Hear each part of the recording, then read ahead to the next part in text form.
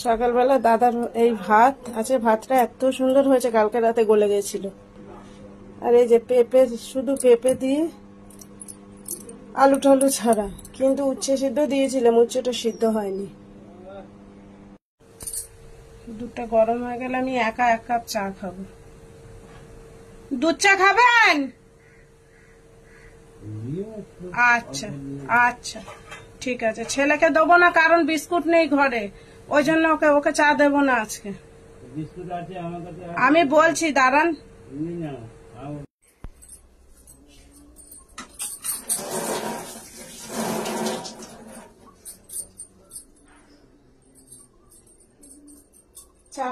চাটাও হয়ে যাবে, আমার দাঁতটাও ব্রাশ হয়ে যাবে। এ মন্টি ওঠ, এ মন্টি।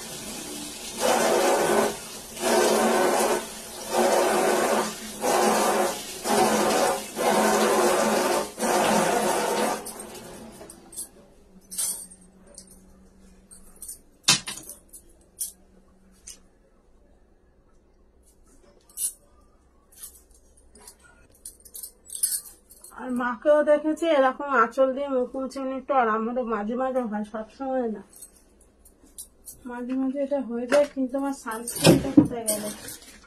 ও সব ঘেটে ঘর হয়ে গেছে।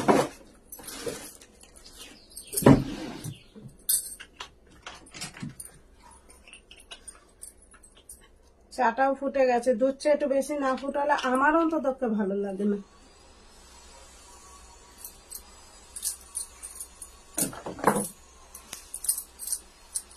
সকালবেলা একদম নো ধৈর্য, ঝপঝপ মারো।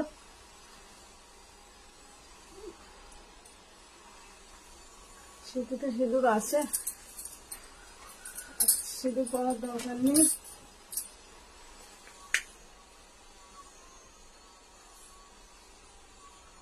তো চলো এবার চা নিয়ে আসি। তো আমি চা না কফি নিয়ে চলে এসছি। চলো একটু ফ্যানের তলায় বসে বসে খাবো, অনেক বেশি গরম লাগছে। ছেলেকে দিয়ে এসছি, আর মনে মনে বলছি যেন ও না খায় ওটা। ও কি বলতো, এই দুধ দিয়ে কিছু খেলে আর ভাত খেতে পারে না। দেওয়ার কথা দিয়েছি, না খেলেই ভালো, উঠে দেখবে দিয়েছি অথচ খায়নি, ভাত খেতে হবে। আজকে বিছনাটা এখনো তোলা হয়নি, তুলছি দাঁড়াও। আজকে সকালবেলা দাদার কদিন ধরে শরীর ভালো না, জ্বর। কালকে প্যারাসিটামল, সকালে এখন একটা এক্সট্রা কাজ যোগ হয়েছে আমার। প্রতিদিন দাদাকে তেল মালিশ করে দিতে হচ্ছে। দাদা বলেন আমি নিজে থেকে দিচ্ছি, কারণ এত বেশি কষ্ট পাচ্ছে, ব্যথা যন্ত্রণা, নিজেরই খারাপ লাগছে, তো একটু দেই। কি গরম লাগছে।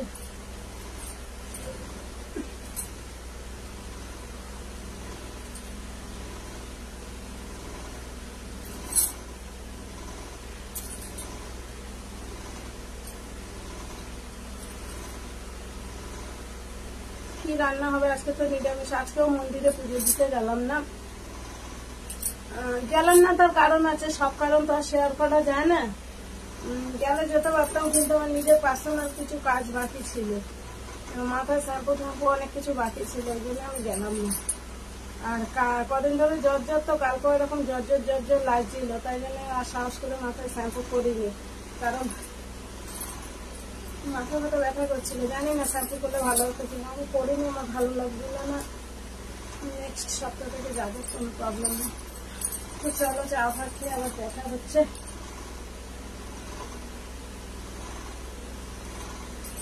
ঘরে ডাল আছে মানে আমার চিন্তা নেই, ডাল আছে, সবজি আছে, ঘরে অ্যাভেলেবেল সবজি ডাল ভর্তি, যা খুশি রান্না করে নেবো। দুবেলা মানে দুপুর আর সকালে ভাত রান্না হয়ে গেছে। তো চলো চা খেয়ে আবার দেখা হচ্ছে।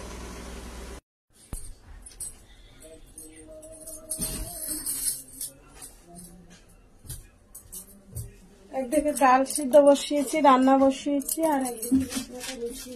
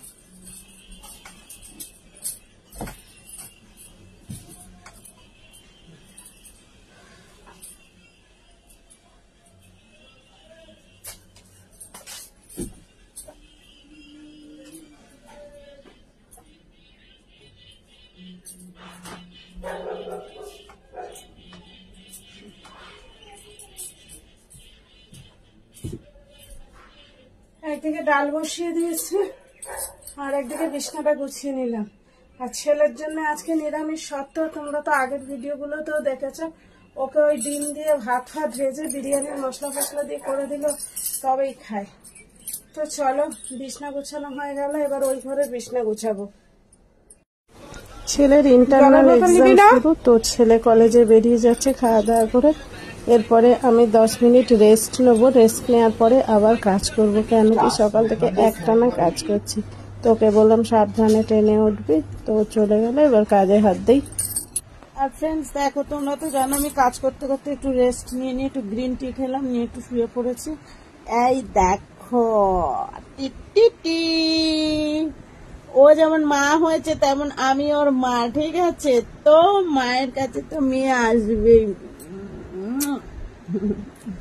তো চলে এসেছে 3টে বাচ্চা, ও অ্যাকচুয়ালি ও খেতে এসেছে, ঠিক আছে? খেয়ে আবার ও চলে যাবে না, মা একটু আদর খেতে চায়। ও কি করেছে, যেদিন বাচ্চা দিয়েছে তার পরের দিন রাত্রিরে 2বার আমার কাছে গেছে, 2টোর দিকে রাত্রিরে উঠে। ওদের ও আসে, আর ওইদিকে হচ্ছে আমার যে আরেকটা আছে ছাপা, ও আছে বাবালি, কেমন করে মাম্মা মুখের দিকে দেখছে, মা গলার হাত পোব্বা, আগে পোব্বা গলার হাত পোব্বা মাম্মা।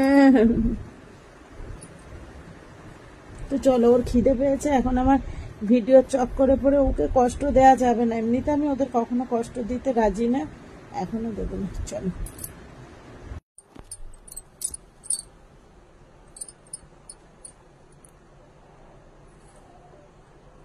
তো ফ্রেন্ডস, এই হলো আমার আলু পটল কষা।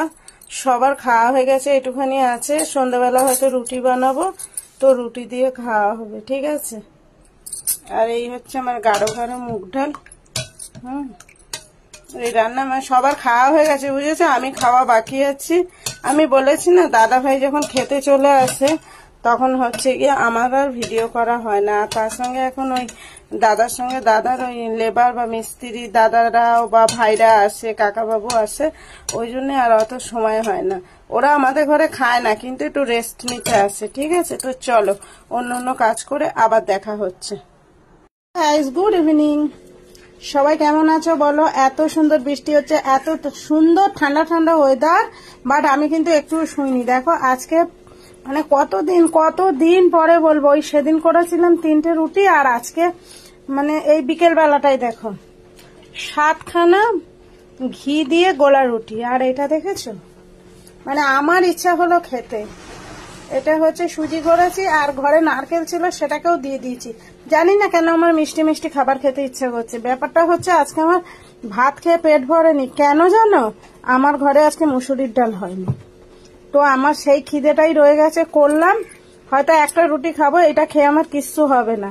আমি তো এরকম তোমাদের দাদাকে বলছিলাম যে কেউ যদি একটু ডাল ভাত আমাকে দিত, আমি খেতাম। তো চলো, এই যে তোমার দাদাকে 3টে আর একটু এটা দিয়ে আসি, দাদা খাক। আর আমাদের 3টে রয়েছে, আমার ছেলে দুটো, আমি একটা। তো চলো, আবার অনেক কাজ আছে, সন্ধে দেবো।